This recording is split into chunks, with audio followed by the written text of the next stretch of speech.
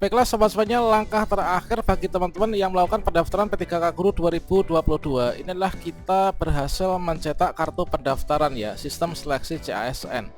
Yang mana di sini kartu ini bisa kita unduh setelah teman-teman di sini melengkapi semua isian pada resume dan juga mengakhiri pendaftaran.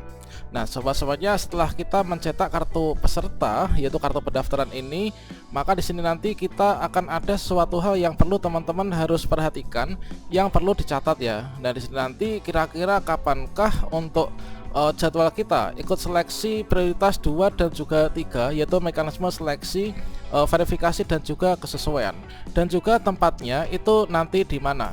Inilah merupakan suatu hal yang penting bagi teman-teman pelamar prioritas kedua dan juga ketiga yang mengikuti seleksi, verifikasi dan kesesuaian yang terdiri dari THK2 dan juga guru sekolah negeri dengan masa kerja lebih dari 3 tahun.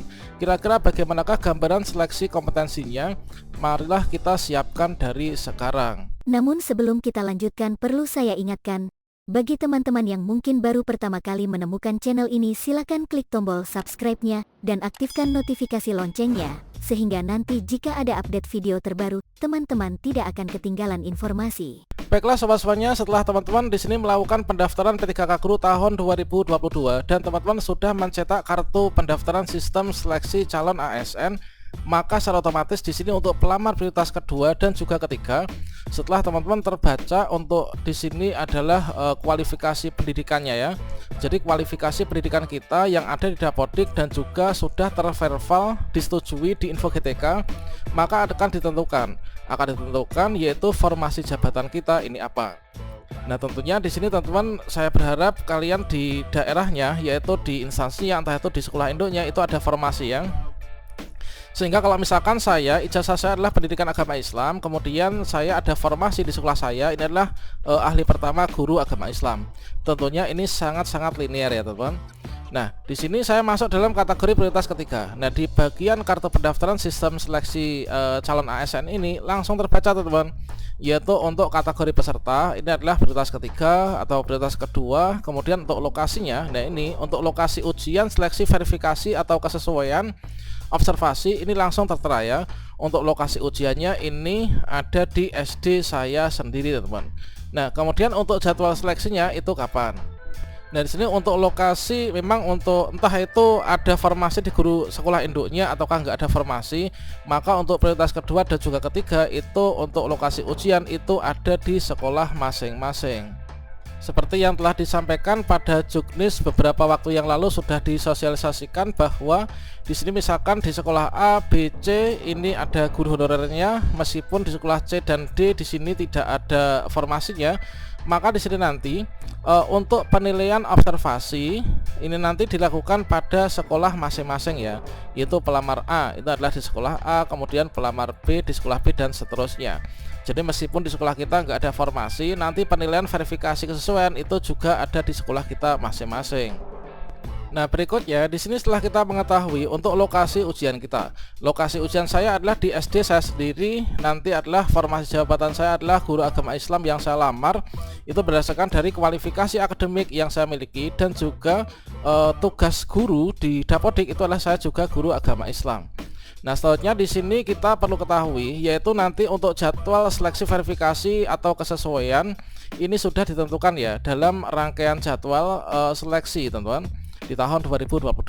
Jadi nanti setelah pendaftaran ini nanti akan ditutup, yaitu pendaftaran P3K Guru 2022 ditutup tanggal 13 November tahun 2022. Nah, di sini sudah mendekati penutupan ya. Jadi teman-teman silahkan, bagi teman-teman yang mungkin belum melakukan pendaftaran, segera saja melakukan pendaftaran. Temannya yang belum tahu bahwa pendaftaran sudah dibuka, silahkan dikasih tahu ya. Informasi ini sangat penting sekali teman-teman.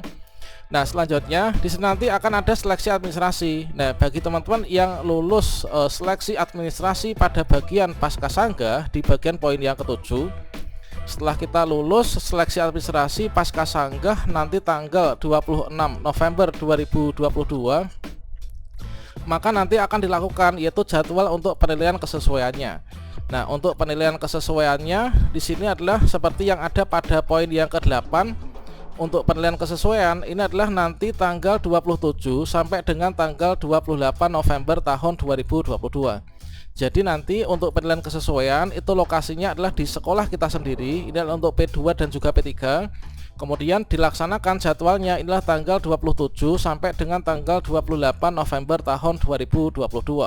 Nah, di sini penilaian kesesuaian oleh pengawas ya teman-teman. Siapa sih yang menilai? Yang menilai itu adalah nanti pengawas sekolah, kemudian kepala sekolah dan juga guru senior. Ini adalah di sekolah kita sendiri ya. Jadi kepala sekolah saya sendiri, kemudian guru senior di sekolah saya, dan juga pengawas sekolah yang menaungi di korwil saya ya. Kalau misalkan di SMP juga pengawas sekolah dalam bidang SMP. Jadi untuk tempat ujiannya itu seperti yang teman-teman bisa lihat pada kartu peserta ujian atau kartu pendaftaran. Kemudian untuk jadwalnya itulah tanggal 27 November sampai dengan tanggal 20 November. Itu nanti yang dilakukan penilaian di tahap 1 ya oleh pengawas, kepala sekolah dan juga guru senior.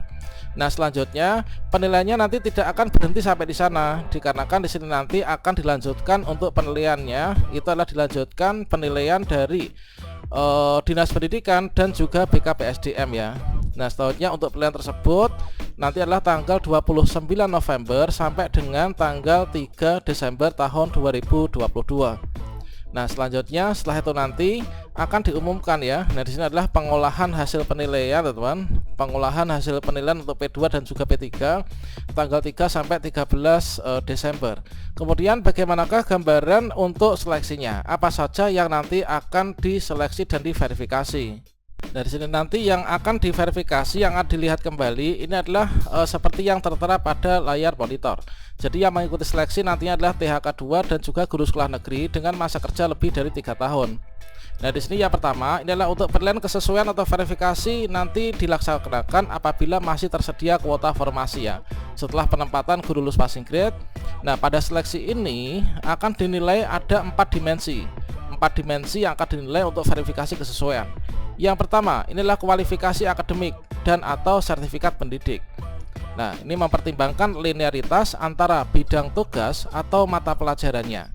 Jadi misalkan saya, ini adalah ijazah saya di Dapodik itu adalah S1 Pendidikan Agama Islam. Kemudian ijazah yang saya upload di bagian dokumen itu juga S1 Pendidikan Agama Islam. Termasuk juga untuk bagian transkripnya itu juga S1 Pendidikan Agama Islam. Nah, jadi asalkan kita itu nanti sesuai, nanti kita akan lolos ya di bagian yang pertama ini.